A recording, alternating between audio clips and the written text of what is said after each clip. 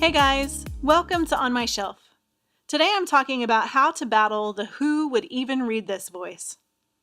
This is a particularly annoying voice for those of us who write personal essays or memoirs, but it does occasionally hound fiction writers as well. The origin of this voice is usually the fear that we are the only ones.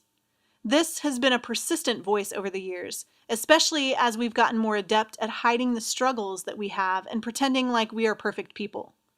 If we are authentically writing personal essays and memoirs, it will become clear very quickly that we are not actually perfect people.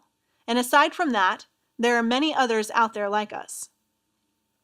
The origin for fiction writers is a fear of failure, which leads us to fear that we are writing a terrible book. The first scenario where this voice comes to visit is when a writer is undertaking the composition of a personal essay or a full-length memoir, which I've already mentioned. We are terribly afraid that what we're writing is just another notch in the minutia of the internet. Everybody has a blog, right? Everybody writes personal essays. Why in the world would someone want to read ours? Well, if you're crafting your personal essays and memoirs correctly, the answer is actually a lot of people. We like to read about people who are both different and the same as us. So either way, you've got an audience. But the trick is to thread your stories with some truth that could be universal to at least a small group of people. Thread your story with a why, or a what was learned from the situation, and it becomes instantly better. To combat the "who would even read this" voice, remember that sharing your experience is one of the most valuable things you can do. In a world where humanity likes to hide the imperfect, those who show themselves to be exactly that will have a huge impact.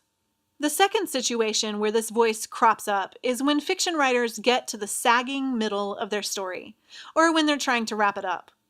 Sometimes it happens because we've fallen out of love with the story we started telling.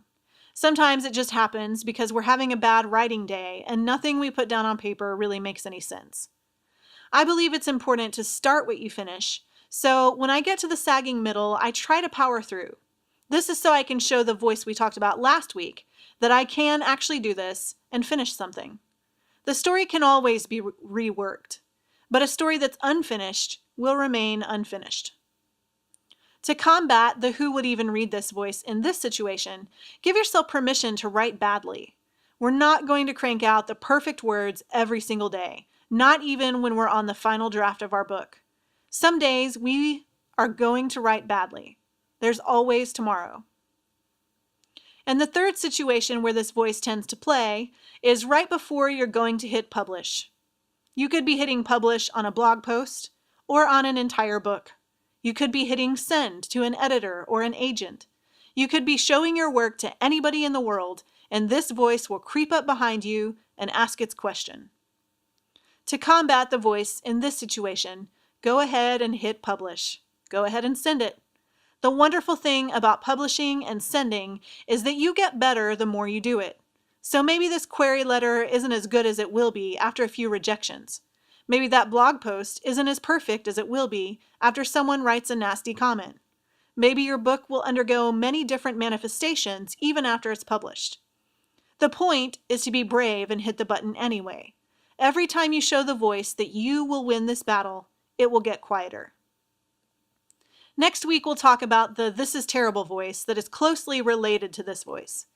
Be sure to visit thiswriterlife.com to access my resource library and for more tips on writing and publishing within the context of being a parent. If you have any questions about the craft of writing, creativity, or publishing, leave them in the comments.